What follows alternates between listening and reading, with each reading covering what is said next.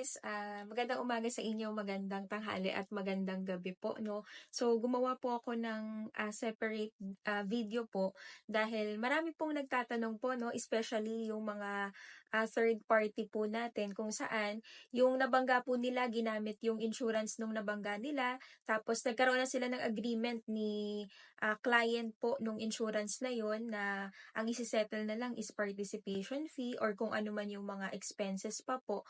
And hindi sila aware na si insurance po ay babalikan sila para singilin yung total cost na binayad po doon sa nabangga po nila. No, so, ngayong araw po na ito, ipapaliwanag ko po sa inyo kung ano po ba yung proseso ng insurance pagdating sa bagay po na yun, no?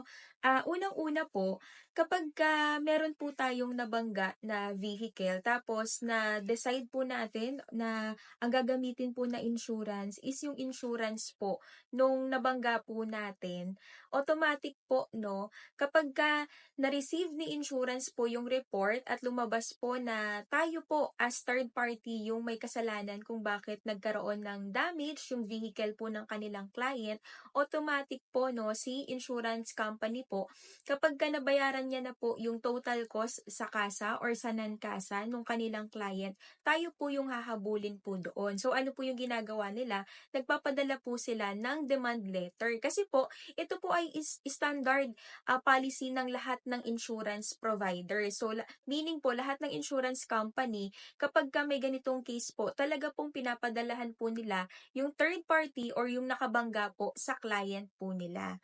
Kaya po, importante na meron din po tayo as third party na comprehensive insurance. Why? Kasi po, kung tayo po ay nakabangga po ng vehicle po no, ng ibang car owner, tapos sabi po ni car owner na yung insurance ko na lang yung gagamitin para mas madali yung approval.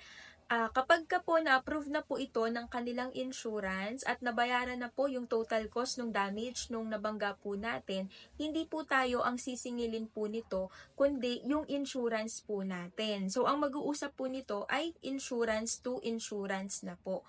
Kaya, importante po no na meron talaga tayong lahat as car driver po na car insurance, kasi hindi natin pwedeng sabihin na kung yung nabangga po natin meron naman siyang insurance, babayaran na lang natin yung participation fee, maliligtas na po tayo po doon, no? Actually po, hindi po talaga yon yung nangyayari. Kasi, ang gagawin po ni insurance po, talagang magpapadala po sila ng letter sa atin para singilin po tayo doon sa damage na binayaran po nila sa client po natin. Ngayon po, kung talagang hindi po talaga tayo aware sa bagay na yun, no, sa standard policy ng lahat ng insurance company, at nag-agree naman po si assured or yung nabangga po natin na ito lang po yung babayaran nyo po, no need na po kayong magbayad ng cost ng damage ng unit namin, maganda po na magkaroon po kayo ng kasulatan or agreement po. So, kailangan nyo po yung pirmahan po, no? Kailangan naka-indicate po doon kung ano lang po yung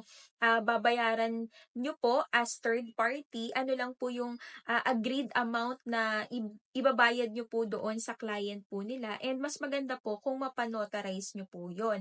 Now po, kapag meron na po kayong agreement po na yon, kapag siningil po kayo ni insurance company or kahit hindi pa po kayo sinisingil ni insurance company, maganda po na maipasa nyo po ito sa insurance company nung client po nila, and for approval pa po ito. So, kung na-receive na po siya ni insurance company, saka lang po magde-decide ulit si insurance company kung paano po yung magiging settlement doon sa kanilang naibayad na cost para sa damage po ng kanilang client.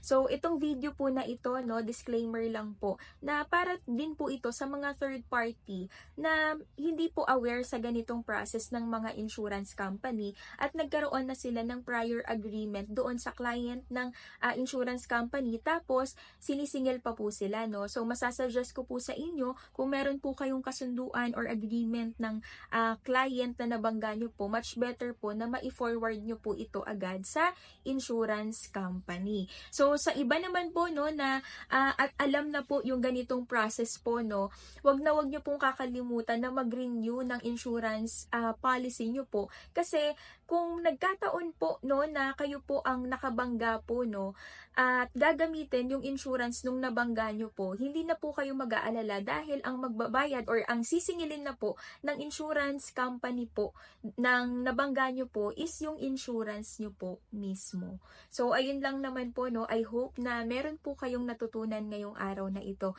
Thank you so much guys. Ingat po kayo and God bless po.